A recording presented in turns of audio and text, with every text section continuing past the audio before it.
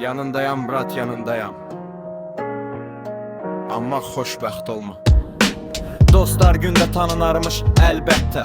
Hələ də belə düşünürsənsə yatmısan qəflətdə. Pis gün bir sosial layihədir, hamı orada könüllü. Foto yox, məsuliyyət yox, sadəcə vicdan üçün yüngül ürək masajı. Hərdəndəki fikir eləmə moda kirgər mesajı. Sən ağlayanda çoxu səni qucaqlayır, bir iki damcı da sənlə ağlayır. Çünki sən yıxılmısan və təhlükəsiz mövqedəsən. Özündə bilmirsən onda nə edəsən. Sənin dərdin başqasının psixoloji vitaminidir. Şükür mən onun kimi deyiləm cümləsindən sonraki aminidir. Amma sən güləndə burada vəziyyət dəyişir.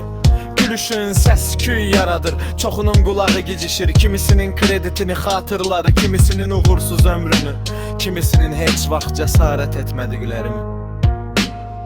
Ağ günə çıxanda sən rəğmən zərbələrə, uğurun toxunur mədələrə. Bəzisi dözə bilmir, paxıllığını asfalta qusur. Bəzisi buna sakit qısqanclığı deyil, bəzisi isə sadəcə susur. Dar gündə yanında olanlar səni itirmir. Yaxşı gündə yanında olanlar həm də özlərini itirmir. Paradoks buradadır, insanı xəstə olanda yox, sağalanda tək buraxırlar. İnsanı yıxılanda yox, ayağa qalxanda tərk edirlər.